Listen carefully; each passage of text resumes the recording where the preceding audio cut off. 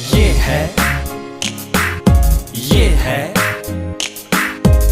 है rising city, ये है राइजिंग सिटी। नाम है इसका जोधपुर, जोधपुर, जोधपुर, जोधपुर। हर बात निराली यहाँ, लोग निराले यहाँ। हर बात निराली यहाँ, लोग निराले यहाँ। उठते स्वर, उठते स्वर कहीं अभिनेता के, उठते स्वर कहीं अभिनेता के। पड़ती थाप ढोलक पर, ढोलक पर, ढोलक पर, ढोलक पर। थिरकते पांव जब बिन घुंघरू के तो नाचता पूरा शहर, थिरकता पूरा शहर। बांसुरी की मीठी तान से, बांसुरी की मीठी तान से ज्यादा मीठी मुस्कान यहाँ की। कहती सबसे एक ही बात, एक ही बात। आवो आवो सा पधारो सा, घणे मान स्वागत। आओ सा पधारो सा, पधारो सा, पधारो सा, घणे मान स्वागत। ये है राइजिंग सिटी, ये है राइजिंग सिटी। हेलो दोस्तों, कुछ ऐसे हुनर होते हैं जो हमारी सोच से परे होते हैं और उनकी कला, उनकी गहराई हमारी कल्पनाओं की दहलीज को पार कर लेती है। अगर हम अभिनय की बात करें तो अभिनय की कोई गहराई का कोई मेजरमेंट नहीं होता, कोई डेप्थ का माप नहीं होता। लेकिन अभिनय के बहुत सारे प्लेटफॉर्म होते हैं, जैसे फिल्म, जैसे थिएटर, टीवी सीरियल्स और विज्ञापन की दुनिया। तो दोस्तों, आज ऐसे ही हम एक हुनरमंद हीरे से आपको मिलवाने जा रहे हैं, जिनकी कला का कैनवास इतना बड़ा है कि वो थिएटर में नए नए प्रतिमान स्थापित करने के साथ ही फिल्म, टीवी सीरियल में और विज्ञापन की दुनिया में भी अपने प्रतिमान स्थापित कर चुके हैं। और हमारे प्रोग्राम राइजिंग सिटी के पहले राइजिंग स्टार हैं प्रमोद वैष्णव साहब। लेकिन पहले आइए उनकी झलक देख लेते हैं।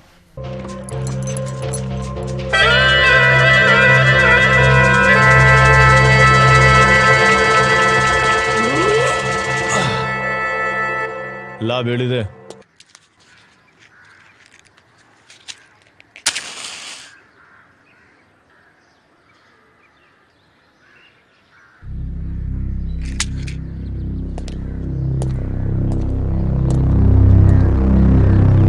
रामराज में दूध पिया, कृष्ण युग में घी। कलयुग में बीड़ी मिली, फूक फूक के पी। जय राम जी की। हाँ जोगी। गिराज भाई, बलराम जी को चौराहे पे मार दिया। लगता है पूरे शहर में अपनी दहशत फैलाने का वक्त आ गया है। जोगी। जी भाई जी। जो भी कोई बीच में आए ना, उसे काट डाल, समझा? ठीक भाई जी। चल। तो दोस्तों, राइजिंग सिटी के हमारे पहले स्टार प्रमोद वैष्णव साहब को मैं आवाज दूं हमारे स्टूडियो में। प्रमोद वैष्णव साहब, आपका बहुत बहुत स्वागत है। और आपने आज पहले ही प्रोग्राम में हमें स्वीकृति देके इस प्रोग्राम को बहुत दूरी तक पहुंचाने का जो संकल्प किया है, उसके हम एहसानमंद हैं। प्रमोद जी, सबसे पहले तो मैं आपका 24 न्यूज़ चैनल का शुक्रिया अदा करूंगा कि आपने अपने इस महत्वपूर्ण प्रोग्राम के लिए सबसे पहले मुझे चुना।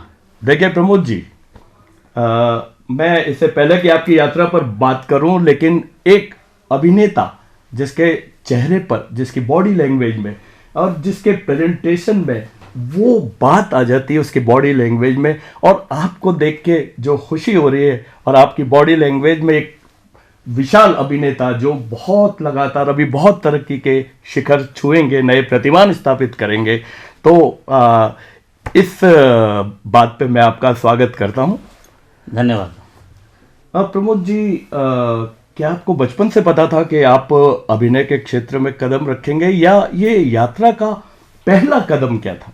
नहीं, बचपन से पता नहीं था मुझे। हाँ। और ऐसा जाने का कुछ मन भी नहीं था। हमारे ज़िंदगी में कुछ घटनाएं ऐसी अचानक होती है कि हमारे जितने भी जो सपने हैं या हमारी जो दिनचर्या है या जो भी है उसको सबको बदल के रख देती है। और तो शायद जी सपना आपने क्या देखा था बचपन नहीं, से? मैंने कोई सपना नहीं देखा था जी। सपना देखने की उम्र से पहले मैं थिएटर में आ गया था। ओहो, वो क्या घटना थी जो आप थिएटर में आपकी एंट्री नहीं, घटना तो सर ऐसा है कि देखो, मैं कुश्तियों का शौकीन था, मैं अखाड़े जाता था मैं, वाह वाह वाह वाह। है ना। और मेरी जो मजाक करने की आदत या जो थी, वहाँ मेरे एक दोस्त आते थे जो आजकल आकाशवाणी में है, ओम लखारा। ओके, उन्होंने नोट किया और मुझे कहते हैं कि तुम एक्टिंग करोगे। वाह। हाँ। और प्रमोद जी, एक उम्र होती है ऐसी जिसमें हर आदमी जो है नई नई चीजें ट्राई करना चाहता नहीं, है। जब उन्होंने कहा कि आप एक्टिंग करोगे, उस वक्त आपको क्या लगा? एक बार दिल और दिमाग ने क्या नहीं, जवाब मैं दिया? वही बता रहा हूँ आपको कि हर आदमी, एक उम्र होती है सर, उसके अंदर हर आदमी कुछ नई चीज ट्राई करना चाहता है। जी। तो मुझे लगा कि ये बिल्कुल नया है, हमने, मेरे खानदान में किसी ने एक्टिंग नहीं की, चलो करके देखते हैं। हाँ हाँ हाँ। तो मैं उनके साथ टाउन हॉल आया। हाँ। दलपत परिहार थे जिनका नाटक चल रहा था, तो तेरी कहानी, अच्छा। मेरा पहला प्ले है वो, अच्छा। है ना। उन्होंने उनसे मुझे मिलवाया। हाँ। और मिलवाने के बाद का जो सफ़र शुरू हुआ, तो देख लीजिए आज यहाँ हैं। और मैं तो मजाक में लोगों से कहता भी हूँ कि जब मैं टाउन हॉल आया था तब मेरी दाढ़ी उगनी शुरू हुई थी, आज सफ़ेद हो गई है, इतना लंबा सफ़र है। नहीं, ये तो आपका अनुभव और आपने जो अब तक जिंदगी में काम किए हैं, वो दाढ़ी आपकी एक कहानी कहती है। शुक्रिया जी। तो क्या इस दाढ़ी के पीछे भी कोई कहानी है? नहीं, दाढ़ी के पीछे तो कहानी तो कुछ नहीं है, बस नाई है जो बाल वक्त पे काटता नहीं है बस। कौन भाई है? हम उनसे भी बात करेंगे कि इस तरह दाढ़ी जो बिना अनुभव वालों के उस दाढ़ी इतना मायने नहीं रखती है। प्रमोद जी, मैं जरा ये सुन लेते हैं, ये हमारे फिल्म इंडस्ट्री के एक बहुत जाने पहचाने चेहरे हैं, गुलशन पांडे साहब, क्या कह रहे हैं? हाँ, गुलशन। नमस्कार, मैं हूं गुलशन पांडे और प्रमोद जी कमाल के अभिनेता हैं, रंगमंच से जुड़े रहे, जोधपुर से। प्रमोद वैष्णव कमाल, बहुत ही अच्छे इंसान हैं। और हम लोगों ने जो काम किया था कोटा में जितेंद्र नरूका की फिल्म में, धारा 302, कमाल, बहुत अच्छा समय आपके साथ गुजरा है। क्योंकि सिर्फ एक अभिनेता होना ही बड़ी बात नहीं है, उसके साथ साथ एक अच्छा इंसान होना जो आप में है, सारे गुण, ये बहुत अच्छी बात है। और मेरी बहुत सारी शुभकामनाएं, आप इसी तरह से तरक्की करते रहें और बुलंदियों को छूते रहें, सफलता की ऊंचाइयों को छुएं आप। मेरी बहुत शुभकामनाएं। अभी मेरे को शॉट के लिए बुलाने के लिए आ गए हैं, तो मैं फिर से बात करूंगा आपसे। Bye, take care. गुलशन मेरा कितने साल हो गए इससे दोस्ती हुए? कम से कम 20 साल। 20 साल। जब मैं बम्बई था, हाँ। उस वक्त से मेरी और इसकी जान पहचान है। हालांकि हमने अभी जो बताया उसने, हाँ। हमने एक ही फिल्म में काम किया साथ में, धारा 302। लेकिन दोस्ती हमारी जो है, हम लोग शाम को अक्सर मिला करते थे, बातचीत करते थे। ऐसे और भी बहुत सारे लोग हैं जी जिनसे मैं बातचीत करता था, वो आज मतलब एक ऐसे मुकाम पर पहुंच चुके हैं। जी, वापस अगर हम थिएटर की तरफ चले तो हमने देखा है कि आपने अक्सर जहां भी प्ले में काम किया है, चाहे अभिनेता के रूप में, निर्देशक के रूप में, तो आपने खुद के प्ले यानी खुद की राइटिंग में प्ले में जो उसकी परफॉर्मेंस दी है। तो ये क्या कारण था कि आप सीधा एक अभिनेता से लेखक बन गए, निर्देशक बन गए? नहीं सर, उसमें देखिए ऐसा है कि मैं बचपन जब से थिएटर में आया हूँ, तब से हमारे यहाँ दो चीज़ों के लिए रोजाना बातें होती थी कि एक तो हमारे पास दर्शक नहीं है, अच्छा, है ना, और दूसरे हमारे पास राइटर नहीं है। अच्छा, कि अच्छे नाटक नहीं मिलते हैं, हमें पुराने करने पड़ते हैं, हम ये कर रहे हैं। तो दिमाग में आया कि इन दोनों चीज़ों को कैसे मतलब मैं मिला सकता हूँ। लिखने का शौक था बचपन से, तो मैंने नाटक लिखने शुरू किए और नाटक को पब्लिक। आपने दर्शकों की बात की तो ये मुझे बड़ी खुशी हो रही है शेयर करते हुए कि आपके हर नाटक में कई बार तो पांव रखने की जगह नहीं होती। आपने दर्शकों का ऐसा क्या जादू किया जो आपके नाटकों में दर्शक खिंचे चले आते हैं? जादू नहीं है सर, वो मेरे काम के प्रति उनका प्रेम है। कि जब भी कुछ मैं नया नाटक करता हूं तो लोग उसमें देखने आते हैं कि इस बार नया क्या कर रहा है। प्रमोद जी, ये एक बात जो कब से हमारे दिमाग में कौंध रही है और मैं समझता हूँ हमारे दर्शकों के भी कौंध रही है कि आप थिएटर से वो क्या कारण था, या वो कोई घटना थी या कोई इवेंट था जिसने आपको एकदम बॉलीवुड में कदम रखवा दिया? सर कोई इवेंट नहीं है, हकीकत जो है वो ये है, मुझसे बम्बई में एक जना ने ये सवाल पूछा था। मैं एक जगह कहीं ऑडिशन देने गया तो वहाँ जो बैठे थे उसमें आपके सवाल का जवाब भी है। ओके। कि उन्होंने मुझे कहा कि मेरा बायोडाटा देख के, क्या तुमने अच्छा 20 साल थिएटर किया है? हाँ। मैंने कहा हाँ सर। हाँ। तो कैसा? मैंने कहा एमेच्योर थिएटर किया है। हाँ। हमारे यहाँ प्रोफेशनल थिएटर नहीं होता। जी बिल्कुल, तो बिल्कुल। कि फिर यहाँ क्यों आ गए? हाँ। मैंने कहा सर इतने दिन पैसे की ज़रूरत नहीं थी, अब ज़रूरत है। वाह। तो मैं यहाँ आ गया। लेकिन एक पैसे की जरूरत ही नहीं, कहीं ना कहीं तो वो कला आपके भीतर से बोल रही होगी। नहीं सर ऐसा नहीं है, अगर वैसा होता तो मैं आज भी बम्बई में होता। हाँ। मुझे कभी वो माध्यम बहुत ज़्यादा अच्छा नहीं लगा, हालांकि मैं करता आज भी हूँ, लेकिन मुझे जितना एक संतुष्टि कह लें, वो संतुष्टि जो मंच पर मिलती है। लेकिन वो बॉम्बे आप जब गए तो आप किस आधार पे गए, या कोई जान पहचान थी, या कोई ऐसा क्या आपको लगा कि मैं बॉम्बे में कदम रखूं? कोई जान पहचान नहीं थी सर। हाँ। हाँ, हालांकि एक मेरे मित्र हैं भीलवाड़ा के, हाँ। उन्होंने एक बहुत अच्छे डायरेक्टर हैं रजत मुखर्जी, जिन्होंने प्यार तूने क्या किया, यहाँ के रोड फिल्म बनाई थी उन्होंने, तो उसके नाम चिट्ठी लिख के दी थी मुझे। अच्छा। कि तुम जाना, रजत मेरा बहुत पुराना जान पहचान का है, तो वो तुम्हें काम देगा। हाँ। तो मैं जैसे ही बम्बई उतरा, मैं तैयार होके और सीधा उसके पास गया। बहुत अच्छा रेस्पॉन्स मिला उसका, सब कुछ था, लेकिन उसने कहा कि तुम लेट आए हो, तो हम तो कल जोधपुर के लिए रवाना हो रहे हैं। उनकी रोड की शूटिंग चल रही थी। अच्छा। तो अब तो नेक्स्ट कोई प्रोजेक्ट में देखेंगे। ओके। है ना। उसके बाद से कभी उन्होंने नहीं देखा। अच्छा। ये तो फिर आपका पहला क्या अनुभव था फिल्म या फिल्मों के किसी पहला सीरियल है मेरा। अच्छा, पहला सीरियल है। पहला सीरियल है। क्या एक कब क्यों कैसे एक दूरदर्शन पे आता है। हाँ, हमने जब शूट किया था तब वो था सोनी के लिए। ओके।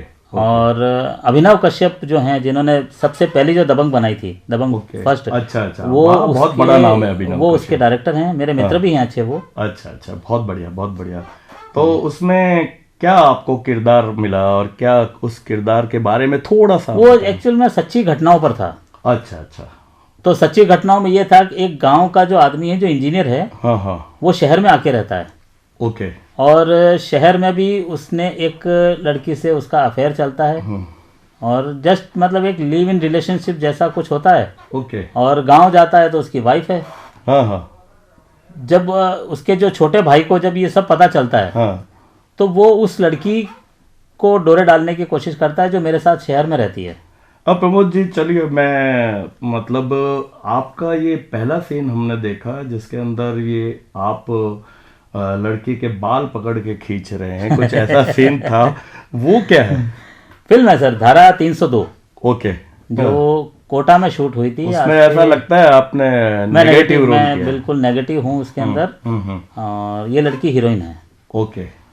जिसको मैं मतलब एक तरह से रखेल बना के रखना चाहता हूँ। और फाइनली जो एक विलन का होता है वो मेरे साथ भी होता है कि हीरो मुझे फिर मार देता है। प्रमोद जी, कि ह्यूमन नेचर है कि आदमी जब इस तरह के एक तरह से चारों तरफ ग्लैमर की चकाचौंध होती है, तो जब आप अलग अलग हीरोइन या इस तरह के किरदारों के साथ होते हैं, जो अभिनेताओं अभिनेत्रियों के साथ होते हैं, तो क्या फीलिंग्स आपकी रहती है? ये मेरा नहीं, हर आदमी का एक सवाल है। कई लोग कहते हैं कि अरे ये तो बड़े ग्लैमर में रहते हैं, तो क्या आप क्या सोचते हैं इसके पीछे? पता नहीं सर, इंसान है वो भी और मैं भी इंसान हूँ। हाँ। और मुझे कभी भी कितने भी बड़े आदमी के सामने मैं बैठा हूँ तो मुझे कभी ये नहीं लगा कि बहुत बड़ा आदमी है। ओके। बस यही चीज़ है कि आप शहर के राइजिंग स्टार बन गए हमारे राइजिंग प्रोग्राम के। तो कुछ और अनुभव बताइए फिल्म इंडस्ट्री के, कुछ खट्टे मीठे, या कभी ऐसा हो कि निराशा हो गई हो बहुत ज़्यादा? निराशा तो सर हर आदमी को होती है, मुझे भी हुई। हाँ। एक मेरे मित्र हैं गजराज राव। गजराज राव बहुत बड़े, वो भी उनकी फिल्म बधाइयो में सुपर डुपर हिट अच्छा हुई, किरदार। तो वो बहुत बड़े एड मेकर हैं वहाँ पे। हाँ बिल्कुल बिल्कुल। उन्होंने मुझे ऐड के लिए अभी काफी ऐड भी उनके हमने देखे। हाँ, तो उन्होंने ऐड के लिए मुझे बुलाया। फ़ोन थोड़ा ख़राब था, तो मुझे जिस दिन बुलाया उसके अगले दिन मैं वहाँ पहुँचा। वाह। तो मैं वहाँ पहुँचा तो उनका ऑफिस बंद था, उनका शूट चल रहा था। अच्छा। तो मैं वहाँ पहुंचा, मैंने उनको फ़ोन किया, मैंने कहा हाँ आ गया हूँ सर। दोस्ताना थे तो मतलब बहुत अधिकार पूर्वक बात कर लेते। हाँ बिल्कुल बिल्कुल। तो उन्होंने मुझे कहा कि मैं टाउन में शूट कर रहा हूँ, तुम टाउन आ जाओ। ओके। अब मैं बम्बई में गया हुआ आदमी, मुझे मालूम नहीं टाउन कहाँ है। टाउन का पहले तो मैंने पता किया टाउन कहाँ है है ना। ये बड़े अब टाउन था मुंबई सेंट्रल से शुरू होता है सर, और चर्च गेट वगैरह ये सारा एरिया जो है बिल्कुल है ना।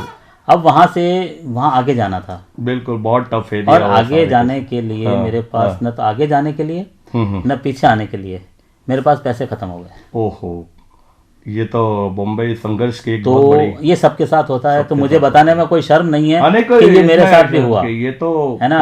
अब मेरे पास मैं बार बार जो उस वक्त SMS चला करते थे, मैं अपने दोस्त को फोन मैसेज कर रहा हूँ और वो उसको मजाक में ले रहा है। लास्ट में बहुत मतलब गुस्से में मैंने कहा तू मेरे से बात कर, मैं फोन नहीं कर सकता तेरे को, मेरे फोन में बैलेंस नहीं है। उसने मुझे फोन किया, मैंने कहा तू पैसे लेके अभी के अभी आया यहाँ। ओह, तो वो पैसे लेके आया बांद्रा में। मैं गोरेगांव रहता था, वो गोरेगांव से बांद्रा आया। उसने मुझे पैसे दिए। वाह, पैसे दिए और मैं वहाँ से ट्रेन पकड़ के मुंबई सेंट्रल उतर गया। मुंबई सेंट्रल उतर के फिर कहता हूँ कि हाँ सर आ गया, टाउन में अब कहाँ आना है? कि टाउन में कहाँ खड़ा है? मैंने कहा साहब मुंबई सेंट्रल। अरे यार मैं तो वो ताज होटल के पीछे शूट कर रहा हूँ। अब उसके मना भी नहीं कर सकते कि मैं वहाँ नहीं आ सकता। तो मैं वहाँ, मैंने कहा साहब आता हूँ। अब इतना परेशान हो गया कि मैं वहाँ एक दर्जी की टपरी थी, मैं बैठ गया जाके। बुजुर्ग आदमी थे, मैंने कहा चाचा एक बात बताओ, मुझे ताज होटल के पास जाना है, तो मैं ऑटो से जाऊँ, बस से जाऊँ या ट्रेन से जाऊँ, जल्दी पहुँचूँ? उन्हें हालत देख के मुझे कहा तू बेटा यूँ कर, वहाँ बस आएगी, उसमें बैठ जा, उसमें वो तेरे को सीधा ताज होटल के बाहर उतारेगी। तो मैंने कहा ठीक है। और तो मैं जैसी वो बस आई, उसने मुझे कहा वो आ गई है बस। मैं बस के अंदर बैठ के ताज होटल के पास चला गया। अब और किस्मत देखिए सर कि जिस गली में जाना है वहां नहीं जाके मैं दूसरी गली में घुस गया। ओह माय गॉड, वहां कोई शूट नहीं चल रहा है। अब मुझे गुस्सा आ रहा है कि साला झूठ बोल गया मैं, है ना। और करते करते जैसी गली से बाहर आए, मैंने कहा ये सामने भी देख लेते हैं। सामने देखा तो आगे गया तो वहाँ शूट चल रहा है, और वहाँ शूट चल रहा है सर। और मैं वहाँ गया तो उसने मेरी शक्ल देख ली। तो मुझे देखती क्या कि बैठ, क्या हुआ, झगड़ा हो गया किसी से? मैंने कहा नहीं सर। तो ऐसा क्यों आया? मैंने कहा कुछ नहीं, अब काम करो ना अपना। तो वो काम चलता रहा। मुझे के खाना खाया, और हकीकत में बताऊं सर कि मैं सुबह 10 बजे का निकला हुआ था और ये बात थी 4 बजे की, है ना। खाना नहीं खाया, चाय भी नहीं पी होगी। मैंने कहा हाँ सब खाना खा लिया। अब उसने खाना खा लिया तो ठीक है, कोल्ड ड्रिंक लाओ इनके लिए। अब वो कोल्ड ड्रिंक भूखे पेट पी रहा हूँ। और फिर मुझे कहते हैं कि तुम्हारा शूट कल सुबह है। तो मुझे बड़ा गुस्सा भी है। मैंने कहा यार क्या आदमी है, कल का बुला लेता, कल बुला लेता, है ना। और वहां से है। मैं वापस आया, अगले दिन जो शूट किया, उसने एक ही कॉन्सेप्ट के ऊपर 4 शूट किए थे सर। और हमारा जो एड था, जो हमने उसके साथ शूट किया था, वो एशिया का बेस्ट सोशल अवेयरनेस का अवार्ड मिला उसको। तो वो एड देख लेते हैं किस एड में आपने काम किया, वो एड भी देख लेते हैं।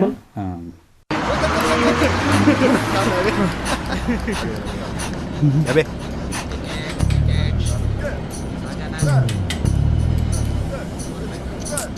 सॉरी,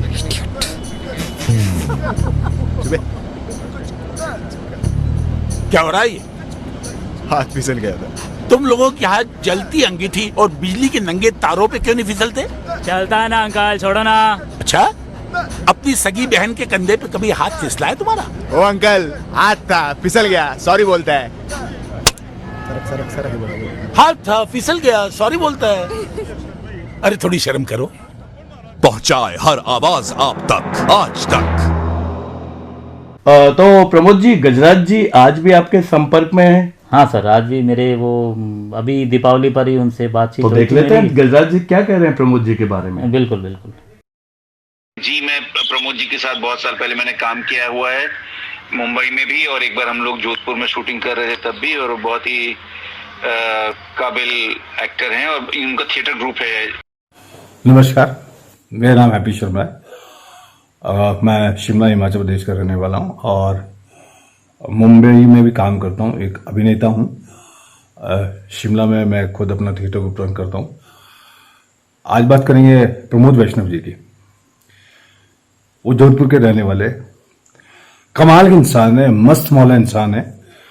हमारी दोस्ती को लगभग 20 साल हो गए हैं और मैं उनसे मुंबई में मिला था और उसके बाद से हमारी दोस्ती वैसी की वैसी है। हम अमूमन ये कहें कि हर 8-9 दिन में बात हो जाती है उनसे और वो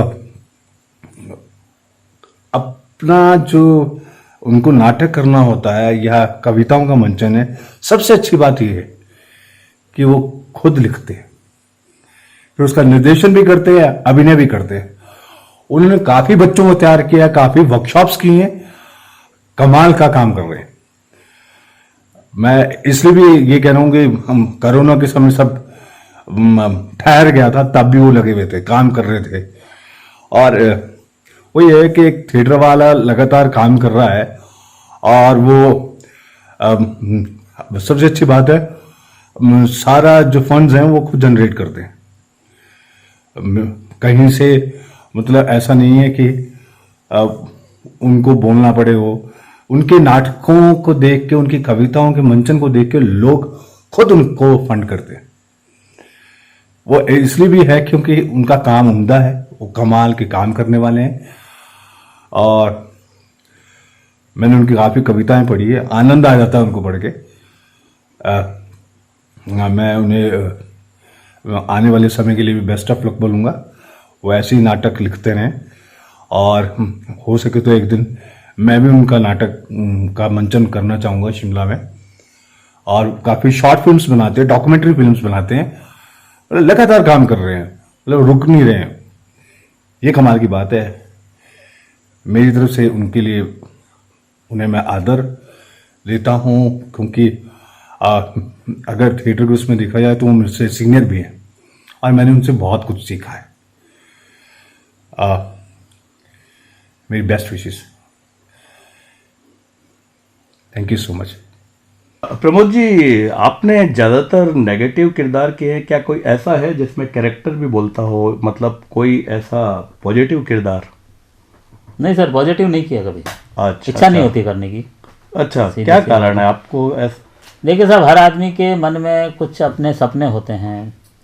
हमारा शरीर, हमारी शक्ल हीरो बनने जैसी नहीं है। ये मुझे अच्छी तरह मालूम है कि हम हीरो नहीं हैं। हाँ हाँ, है ना। तो अब दूसरा और अच्छा काम क्या हो सकता है जिसमें आप पूरी फिल्म में बने रहें हैं? तो वो नेगेटिव कैरेक्टर होता है, लास्ट में हीरो से मारी तो खानी है, खा लेंगे। इतनी ईमानदारी की बात और इंडस्ट्री में इतने मुकाम पे पहुंचने के बाद प्रमोद जी, ये धारा 302 के बारे में थोड़ा सा बताएं, फिर उनके हम। सर ये जो है बहुत मुझे धारा 302 प्रमोद जी ऐसा है कि मुझे जैसा बताया गया कि वो एक सत्य घटनाओं पर आधारित फिल्म है। आज से 2011 में एक कोटा में एक बहुत बड़े डॉन हुए थे, भानु प्रताप सिंह। ओके। ये उनकी जीवनी पर फिल्म थी और उस जीवनी में जो विलेन था, मैंने उसके साथ विलेन का जो था कैरेक्टर मैंने वो किया और लोगों को बहुत पसंद आई वो फिल्म। और आज भी MX प्लेयर पर वो लगातार चल रही है और लोग उसे बहुत पसंद कर रहे हैं। आपको कैसा लगा वो कैरेक्टर करके? स्पेशली जाहिर है कि मुझे विलेन ही बनना था और मुझे विलेन बनाया तो मुझे तो अच्छा ही लगेगा। लेकिन उसमें एक सबसे अच्छी बात जो थी ना, वो डायरेक्टर भी मेरा दोस्त है। तो उसने मुझे फ़ोन करके बुलाया कि आप कोटा पहुंचो, मुझे आपकी ज़रूरत है। मुझे मालूम नहीं कि मुझे क्या करना है। उसने बुलाया, मैं वहाँ गया। तो वहाँ जहाँ बुलाया उसने मुझे सबसे पहले, तो वहाँ प्रेस कॉन्फ्रेंस चल रही है। अरे वाह। और उन्होंने मुझे वहाँ आगे सबके साथ बिठा दिया। और वहाँ जब वो बातें करते करते जब उन्होंने लोगों को बताया तब मुझे पता चला अच्छा इस फिल्म का मेन विलन मैं हूँ। अच्छा। मैंने कहा अबे तू पहले नहीं बता सकता मुझे कि भाई पहले क्या बताना, आपको करना है तो करना ही है। तो वहाँ से मुझे मतलब जो है मेरा विलेन बनना जो है, मुझे खुद को प्रेस कॉन्फ्रेंस में पता चला कि मैं विलेन हूँ। तो सुन लेते हैं जितेंद्र जी नरूका जो धारा 302 के डायरेक्टर हैं, क्या कह रहे हैं प्रमोद जी के बारे में। जी, प्रमोद वैष्णव जी से मेरी मुलाकात जोधपुर वर्कशॉप में हुई थी और कला के क्षेत्र में एक बहुत ही बेहतरीन और बहुत बढ़िया नाम है। मैंने काफ़ी काम किया है उनके साथ में, और उनके एक्सपीरियंस को भी मैं बहुत अच्छे तरीके से जानता हूँ और समझता हूँ। उन्होंने काफ़ी फिल्मों में, काफ़ी एड वगैरह में काम किया, सीरियल में काम किया है। मैं एक फिल्म बना रहा था गैंगस्टर के ऊपर, फिल्म धारा 302। उस दौरान मैं एक बहुत ही डिफरेंट तरीके के मेन विलन को ढूंढने की कोशिश कर रहा था, प्रयास कर रहा था कि कोई एक अलग, जो अपने हिसाब से उस करेक्टर को पूरी तरीके से न्याय दे पाए, जीवंत कर पाए। मैंने काफ़ी ऑडिशन लिए, मुंबई में काफ़ी ऑडिशन लिए मैंने, राजस्थान में काफ़ी ऑडिशन लिए। काफ़ी जगह ऑडिशन लेने के बाद में एकदम जब मैंने प्रमोद जी का ऑडिशन लिया और प्रोड्यूसर को उनका ऑडिशन दिखाया, तो प्रोड्यूसर ने कहा कि नहीं, ये रोल प्रमोद जी के लायक ही है। और फिर प्रमोद जी ने वो रोल जो निभाया उसमें बहुत ही दमदार भूमिका है फिल्म धारा 302 में मेन विलन। आप ये फिल्म देखेंगे तो आपको पता चलेगा प्रमोद वैष्णव के बारे में कि प्रमोद वैष्णव किस तरीके के कलाकार हैं। बहुत बेहतरीन अभिनेता है, इसके साथ बहुत अच्छे इंसान हैं, और राजस्थान में ही नहीं, इवन रंगकर्म के क्षेत्र में इनको काफ़ी लोग जानते हैं। ये काफ़ी बच्चों को शिक्षा भी प्रदान करते हैं एक्टिंग से रिलेटेड। काफ़ी इनके स्टूडेंट मीडिया में, मुंबई में काम कर रहे हैं। तो आप प्रमोद वैष्णव के बारे में मैं और क्या कहूँ, एक राजस्थान के लिए एक बहुत बेहतरीन नाम है, हमारे फिल्म लाइन के लिए एक बहुत बेहतरीन कलाकार मैं कह सकता हूँ। मैंने जितना भी काम किया, प्रमोद जी को मैं अग्रिम बधाई और धन्यवाद देता हूँ, और हमारी फिल्म में जो उन्होंने अभिनय किया उसके लिए मैं उन्हें पूरी टीम की तरफ से बधाई देता हूँ। नमस्कार। प्रमोद जी, आपकी कहानी में इतना मज़ा आ रहा है कि मतलब ये कॉफ़ी भी उसके आगे ज़रा फीकी लग रही है, लेकिन चलिए अब आप मुंबई का आपने इतना बताया, हमने तो अब तक पढ़ा है और इधर उधर से गॉसिप सुनी है, लेकिन आपने मुंबई में इतना काम किया है, तो एक बहुत बड़े, बहुत वेल नोन फेस हैं प्रदीप काबरा जी, जिन्होंने कई फिल्मों में विलेन का किरदार किया है। तो प्रदीप काबरा जी से आपके कब से रिलेशन हुए और वही मुंबई जब था मैं, हाँ उसी वक्त से। उससे पहले उन्होंने एक फिल्म आई थी जिसमें यहाँ खेजड़ला में शूट हुआ था उसका, नाना पाटेकर और करिश्मा कपूर थे। ओके। उसमें वो प्रदीप जोधपुर आया था। अच्छा। वहाँ से किसी ने मेरा परिचय करवाया था उससे, और उसके बाद से मतलब कंटिन्यू फिर धारा 302 में भी हम साथ रहे हैं। और बेसिकली प्रदीप जो है वो राजस्थान का ही है। अच्छा, क्या बात है। कहाँ के हैं वो भी कोटा का है। कोटा के हैं? हाँ, वाह। तो बहुत बरसों बाद फिर हम फिल्म में साथ भी रहे, बहुत पुरानी यादें भी ताज़ा हुई। हाँ। तो ये प्रदीप इस तरह से पुराने मित्रों में हैं हमारे। चलिए प्रदीप जी खुद से सुन लेते हैं। बिल्कुल। नमस्कार दोस्तों, मैं प्रदीप काबरा, और प्रमोद वैष्णव जी के बारे में क्या कहूँ, बहुत अच्छे इंसान हैं, बहुत अच्छे अभिनेता हैं, और मेरी बहुत बहुत शुभकामनाएं उनके लिए। जीवन में बहुत तरक्की करें, बहुत आगे बढ़ें। धन्यवाद दोस्तों। प्रमोद जी, फिल्मों का इतना सफ़र और बॉलीवुड का इतना एक्सपीरियंस और बहुत ज़्यादा है, अगर बात करें तो मेरे ख्याल से एक प्रोग्राम भी कम होगा, लेकिन बॉलीवुड से इतना जुड़ने के बाद थिएटर की तरफ आप वापस कैसे आए? सर, बात यह है दरअसल कि मैं बम्बई गया, मैंने वहाँ काम भी बहुत किया, सब कुछ था, लेकिन अंदर से जो एक कलाकार हूँ तो एक संतुष्टि मिलनी चाहिए, सेटिस्फेक्शन मिलना चाहिए, वो मुझे बम्बई में नहीं मिला कभी। तो मैं वहाँ परेशान ही रहता था, ये काम भी करता था, भागदौड़ भी सब होती थी। और उसके बाद फिर धीरे धीरे मुझे लगने लगा कि नहीं, मैं शायद इस काम के लिए हूँ नहीं। अच्छा, एक अचानक आपको उच्चाटन हो और गया। उसके बाद जब मैं वापस आया जोधपुर, अब मुझे ये नहीं समझ में आ रहा कि मैं दूसरा काम क्या करूँ। ओह। अचानक मैं एक एड के शूट में जैसलमेर गया। अच्छा, जोधपुर आने के बाद गजराज का एड था। अच्छा। तो उनके एड में मैं वहाँ गया। वहाँ एक लड़की आई हुई थी जो वहाँ उस वक्त मिस मुमल बनी थी। अच्छा। तो उसने कोई बात करते करते गजराज से पूछा, सर मुझे बम्बई आना है। तो गजराज ने मेरी तरफ इशारा करके कहा कि वो बैठा ना, जाओ पहले उससे सीख लो। अरे वाह, है ना, उसके बाद फिर तुम आना। हाँ। तो उसने जाते जाते मुझसे कहा कि सर आपके नंबर दे दो। मैंने नंबर दिए उसे। 4-5 दिन बाद फोन आता उसका कि सर मुझे एक्टिंग सीखनी है। तो मैंने कहा भाई सीखनी है तो मैं जैसलमेर तो आ नहीं सकता। कि नहीं, मैं जोधपुर आ रही हूँ। ओके। मैंने कहा तू जोधपुर आएगी तो मैं तुझे कहाँ रखूंगा, है ना। तो उसने कहा नहीं मेरे रहने का इंतजाम है, सब है, मुझे एक्टिंग सीखनी है। Very good. ये बात है सर 2011 की। हाँ, 2011 में वो मेरी पहली स्टूडेंट थी। ओके। और सही बताऊं तो मुझे मैंने हाथों भर दी उसे सिखाने के लिए। हाँ। लेकिन मुझे समझ में नहीं आया कि मैं इसे करूंगा क्या। सब कुछ मालूम है लेकिन एक सीक्वेंस से जो जमा होता है किसी को सिखाने के लिए, वो मेरे पास उस वक्त नहीं था। तो आपने क्या तैयारी की? मैंने उसको बुलाया। हाँ। और वो अकेले की मेरे घर पे आती, वो 1.5 2 3 घंटे उसकी मैं क्लास लेता। वहां से धीरे धीरे मुझे ऐसा लगने लगा कि शायद मैं इसी काम के लिए बना हूं। तो यानी आप एक्टिंग, हाँ, डायरेक्शन, प्ले राइटिंग से आप एक नाट्य गुरु भी बन गए, एक्टिंग गुरु भी बन गए। इसे कह सकते हैं कि नहीं बिल्कुल कह नहीं सकते। आपने ये काम किया है और अभी भी आपके कई स्टूडेंट्स हमें मिलते हैं और वो बताते हैं कि बहुत उन्होंने नाट्य गुरु के लेवल में बहुत कम लोगों को देखा है। अरे सर, उसमें बहुत सारे बच्चों ने काम किया मेरे साथ। अभी हाल ही में मेरे एक ग्रुप के जो 3-4 बच्चे जो हैं, उन्होंने एक फिल्म बनाई थी वॉशिंग मशीन। अरे वाह। और वो वॉशिंग मशीन कम से कम नेशनल इंटरनेशनल लेवल पर करीब 15-17 अवार्ड जीत चुकी है, नॉमिनेट हो चुकी है, अवार्ड जीत चुकी है। बधाई हो आपको, बहुत बधाई। और हम आपके जो स्टूडेंट हैं और जिन्होंने ये अवार्ड जीते हैं उनको भी आपके माध्यम से हम बधाई दे रहे हैं। और उसी में सर मुझे एक खुशी और मिली। हाँ।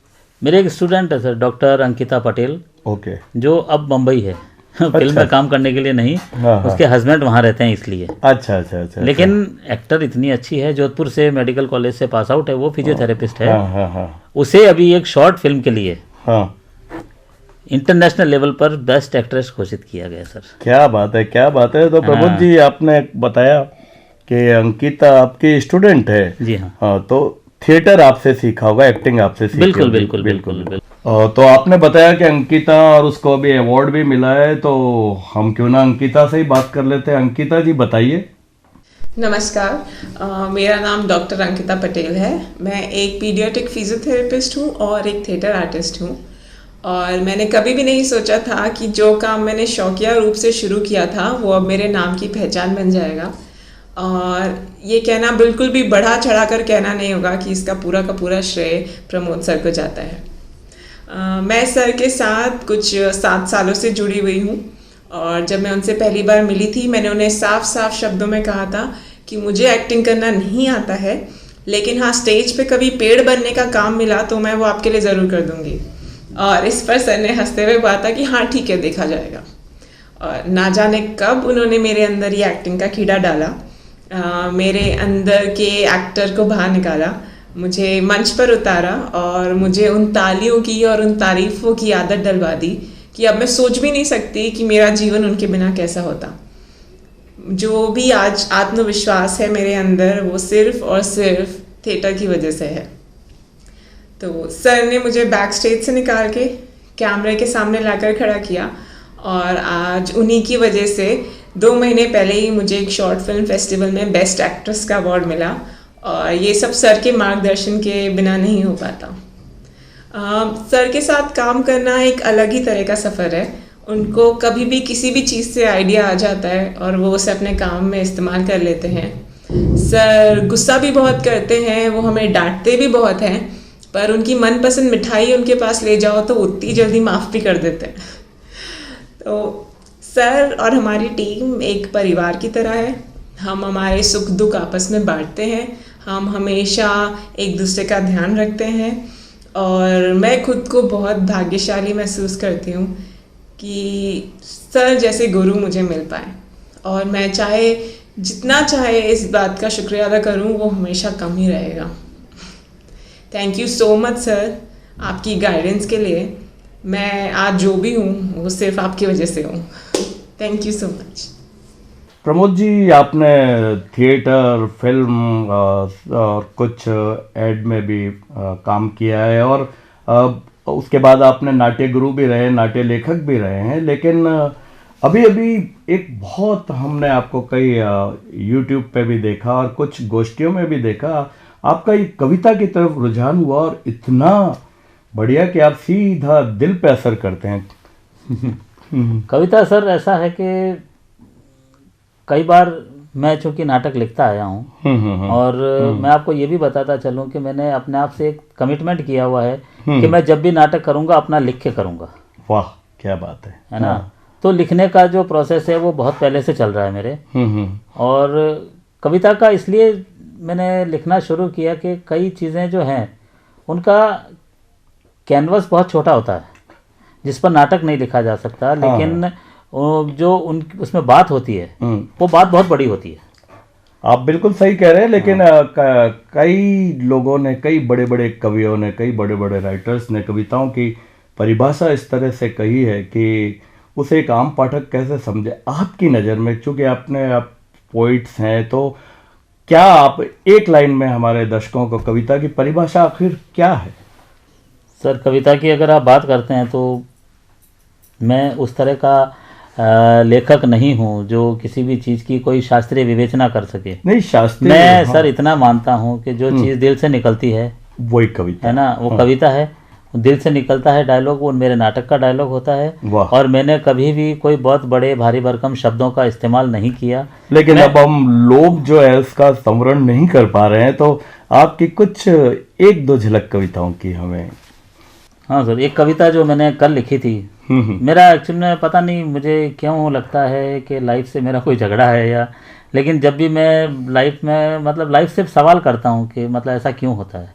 और वो सारी चीज़ें जब आसपास कभी देखता हूँ तो भावनाएं थोड़ी सी मतलब आंदोलित होती हैं और मैं उसमें कुछ लिख देता हूँ। तो कल ऐसी एक लिखी थी कि एक जिस्म, वाह, एक जिस्म नन्हा सा दिल, एक जिस्म नन्हा सा दिल न जाने क्या क्या सहता है। एक जिस्म नन्हा सा दिल न जाने क्या क्या सहता है, बना के शमशान मारकर अपनी इच्छाओं को। अरे ये जिस्म रोजाना दिन रात जलता है। जिस तरह से मतलब शमशान में चिताएं जलती है उस तरह से हम जलते हैं अंदर अंदर, है ना। कि ये मारकर अपनी इच्छाओं को ये जिस्म और दिल रोजाना जलता है। कभी अपने जज्बात अपनी ख्वाहिशों को करके दफन, वाह, कभी अपने जज्बात अपने खामोशी को करके दफन, गुजारता है चुपचाप अपने दिन। वाह क्या बात। कुछ नहीं बोलता है आदमी, सिर्फ देखता है बैठ के कि मैं क्या करूं, है ना। अपनी उम्मीदों की तीमारदारी करता है। उम्मीदों की तीमारदारी मतलब जो एक अस्पताल में जिस तरह से पड़ा रहता है वैसे हमारी बीमार जो उम्मीदें हैं, है ना, कि अपनी उम्मीदों की तीमारदारी करता है, अपनी उम्मीदों की तीमारदारी में खर्च कर देता अपनी पूरी उम्र। वाह क्या बात है। जिस तरह से एक आदमी की कोई बीमार होता है तो पूरा घर उस पर सब लुटा देता है, हम अपनी उम्मीदों पर उसकी तीमारदारी में अपनी पूरी उम्र लुटा दी हमने, वो उम्मीदें कभी पूरी नहीं हुई। अपनी उम्मीदों की तीमारदारी में कर देता है खर्च अपनी पूरी उम्र, चलता रहता है इसी तरह सब कुछ, चलता रहता है सब कुछ इसी तरह, लोग दिलासा देने खुद को कहते रहते हैं, इसी का नाम जिंदगी है। वाह क्या बात है। लेकिन प्रमोद जी मैं रोमांटिसिज्म जो होता है जनरली हर कविता में आता है, उसका रूप अलग हो सकता है।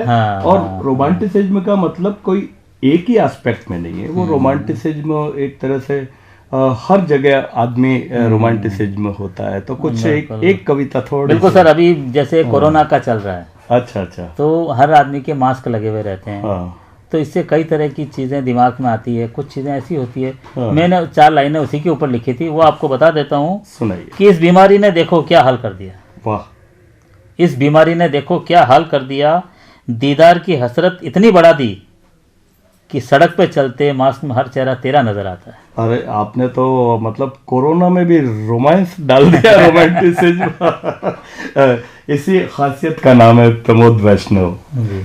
तो प्रमोद जी, ये घड़ी बेरहम है जो बार बार इशारा कर रही है, लेकिन आपकी बातों से और आपके जो सफ़र का उसके अंदर एक केमिस्ट्री है उस सफ़र में, उससे इतना आनंद आ रहा कि फिजिक्स बिगाड़ दी सर केमिस्ट्री ने। नहीं, फिजिक्स तो बिगाड़ दी, लेकिन प्रमोद जी ये हमारी फिजिक्स बिगड़ेगी। हम आपको और सुनना चाहते हैं। आपका जो सफ़र है, थिएटर से लेके फिल्म तक, टीवी सीरियल तक, टीवी विज्ञापनों तक, और यहाँ तक कि आपके इतने मित्र जो वेल नोन फेस हैं स्क्रीन के इंडिया में, और उनसे आपने हमको भी मिलवाया, ये बहुत खुशी की बात है। और मैं 24 न्यूज़ चैनल की तरफ से हमारे जोधपुर के राइजिंग सिटी के राइजिंग स्टार प्रमोद जी वैष्णव, जिन्होंने अभिनय और लेखन और कविता तीनों ही जगत में समानांतर रूप से अपना सफर तय किया, प्रमोद जी बहुत बहुत शुक्रिया आपका। आपका भी बहुत बहुत शुक्रिया सर, और न्यूज़ चैनल 24 का भी बहुत बहुत शुक्रिया कि उन्होंने मुझे यहाँ बुलाया और ये सम्मान दिया।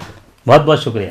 बिल्कुल बिल्कुल प्रमोद जी, और ये सम्मान तो हमें मिला है आपको यहाँ बुला के, और हम इसी तरह उम्मीद करते हैं कि आपका प्यार और दुलार इसी तरह मिलता रहे।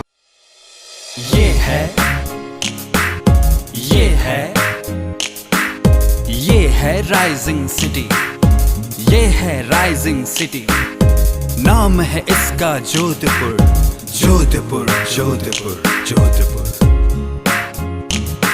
हर बात निराली यहाँ, लोग निराले यहाँ, हर बात निराली यहाँ, लोग निराले यहाँ।